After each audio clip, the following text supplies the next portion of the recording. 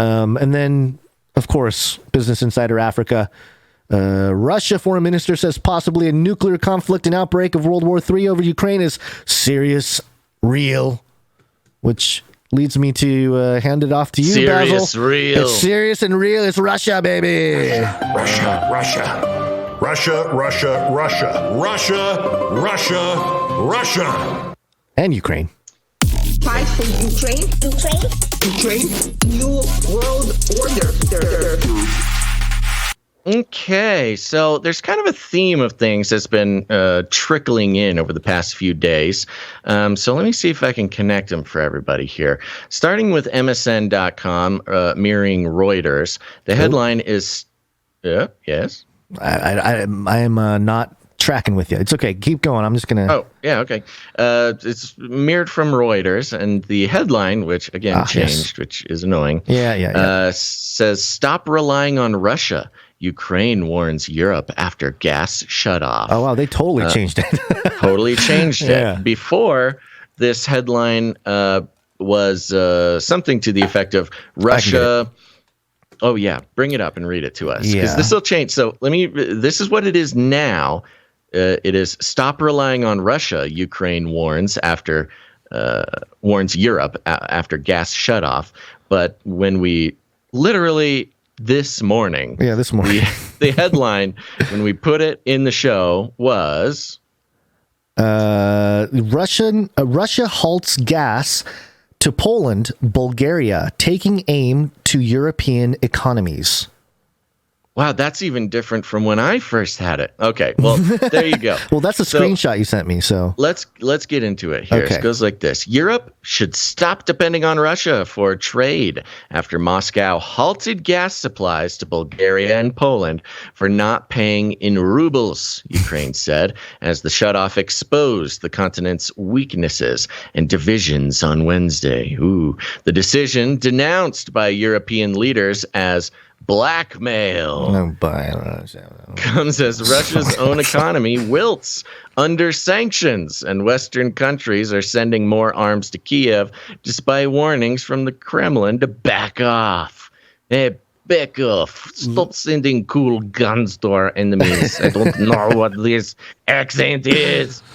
Gazprom, Russia's gas export monopoly, suspended gas supplies, quote, due to absence of payments in rubles, as stipulated in a decree from Russian President Vladimir Putin that aims to soften the impact of sanctions. Quote, "The sooner everyone in Europe recognizes that they cannot depend on Russia for trade, the sooner it will be possible to guarantee stability in European markets," Ukrainian President Volodymyr Zelensky said late Wednesday. Spelled, I've seen multiple spellings of Zelensky. This is another new one.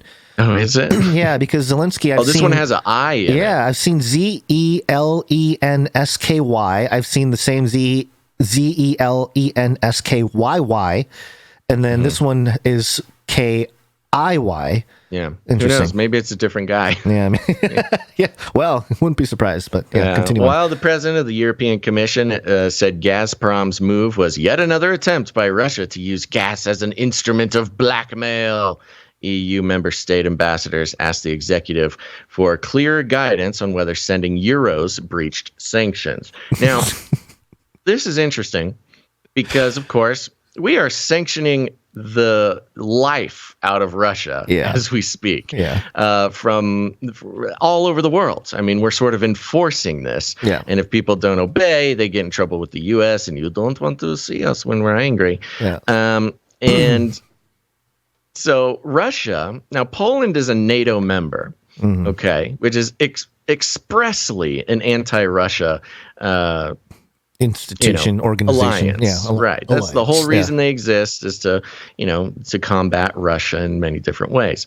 And Russia's been selling, Russia's been providing natural gas to Europe, including NATO countries, forever. It's one of their bigger exports.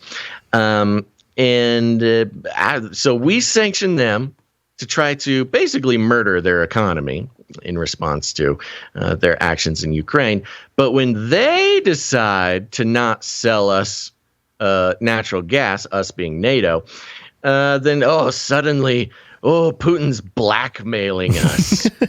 we're like at war with him, and we say he's an evil, crazy person, and we, sanction him and destroy his economy. But when he just when he doesn't sell us something, it's blackmail. Oh man! And it's all because Putin's trying to get paid in rubles to strengthen his own economy in response. And Poland just isn't doing it. Nobody is right now in Europe because of the sanctions. They're not technically allowed to they can't just do rubles. it. Yeah. So that's just one piece of the puzzle here. Okay. It is interesting, this direct tension of two powers. Mm-hmm. Just both declaring this, and then the other side saying no, or twisting it. It's just so childish in so many ways. It's like playground arguments. The rhetoric, right? It's the words they're using. This is blackmail. Well, I don't know if you know what blackmail is, but he wanted rubles. You're not giving him rubles, so why are you surprised that he's not selling you the gas to an enemy state? So that's just kind of fun, the reporting, the statements by these world leaders trying to, heighten tensions. Again, you talk about the unprovoked war, the this and that. It's like you guys are constantly provoking this guy, and now you're saying he's blackmailing you because you're not giving him the money he wants. Now, in addition to this, Wall Street Journal reports Russia tried to sell a huge slug of oil. Nobody wanted it. Oh no. We gotta hold on. Boop, boop. I forgot to put the hacked version in here, so we don't have to use so we don't have to give them our money. No, Wall Street Journal, I don't want your paywall. Tick-tock, almost there. Moving slow. There we go. Okay, apologies. Russia tried to sell a huge slug of oil. Nobody wanted it. Russia failed to sell a huge batch of oil, a sign that soon-to-be imposed sanctions against its state oil giant are playing havoc with the energy industry that undergirds its bruised economy. So remember, the sanctions that Biden is putting on the oil industry in Russia really only take effect, I believe, in June, early June, if I remember correctly. Moscow maintained a brisk pace of energy exports in the 2 months after the invasion, bringing in revenue that Kiev says funds the Kremlin war machine. Many U.S. allies left oil and gas shipments out of their harshest sanctions on Russia. Importers in India and elsewhere swooped in to buy cheap Russian barrels at a time of rocketing energy prices. Again, it's kind of a fun, analysis. Yeah. The rocketing energy prices are because of the sanctions, which increase the prices of oil.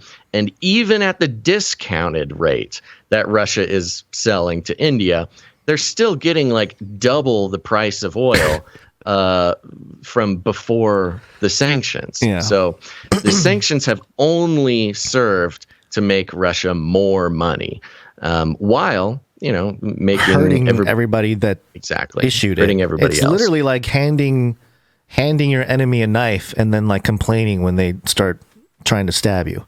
Or they use that knife to carve a gun, and that's nice. Well, that works too. Yeah. But exports hit a snag in recent days when Rosneft Oil Co. struggled to find buyers for enough oil to fill a fleet of tankers. Traders familiar with the sale said. Traders. We're getting the inside Pirates? Scoop. Mm-hmm, yeah. The producer, in which the government owns a large minority stake, love that term, large minority stake, had invited companies. Large minority stake is kind of like public-private partnerships. Exactly. Yeah. Had invited companies to bid for the oil last week, according to traders, and a document seen by the Wall Street Journal. A Rosneft spokesperson had no immediate comment.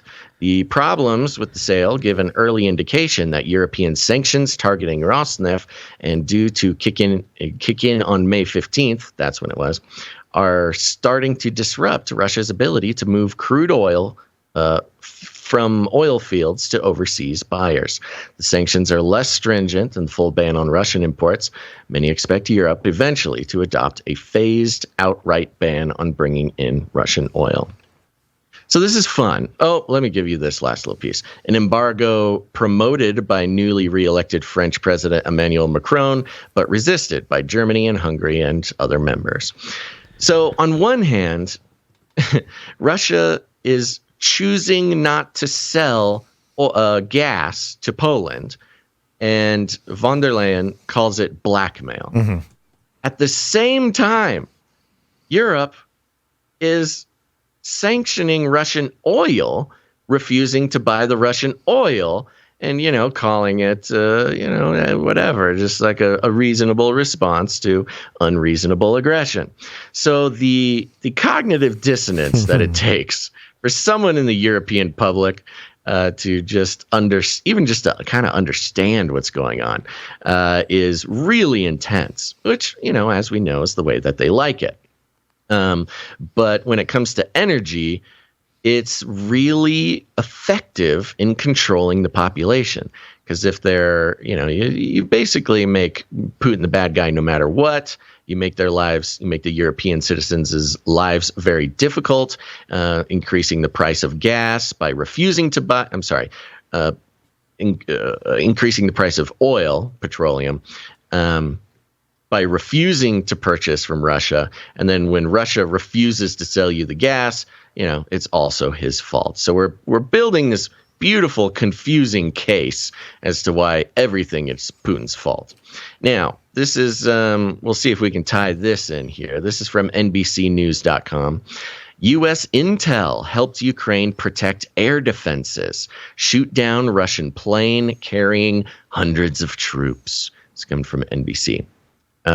As Russia launched its invasion, the U.S. gave Ukrainian forces detailed intelligence. Oh, that's a hyperlink now. That was not a hyperlink earlier. Let's see what this is. Hold on, real quick. U.S. using declassified intel fight info war. Russia, even intel isn't rock. There you go. This is the article that we read a week or two ago, where NBC was basically giving away the game that everything you hear from Biden and European leaders is lies, but they're lies for a good purpose. For a reason, Which is to lie better and harder and faster than Putin, and that makes it okay. So in this article about the intel that we gave Ukrainians against, to shoot down this plane, they link it to, but we're also lying about this and everything else, which I think has a wonderful connection to the whole the energy crisis being created. I mean, it's a created energy crisis, which we all know here. As Russia launched its invasion, the U.S. gave Ukrainian forces detailed intelligence, lies, about exactly when and where missiles and bombs were intended to strike, prompting Ukraine to move air defenses and aircraft out of harm's way, current and former U.S. officials told NBC News. That near real-time intelligence sharing also paved the way for Ukraine to shoot down a Russian transport plane carrying hundreds of troops in the early days of the war, the officials say, helping repel a Russian assault on a key airport in Kiev.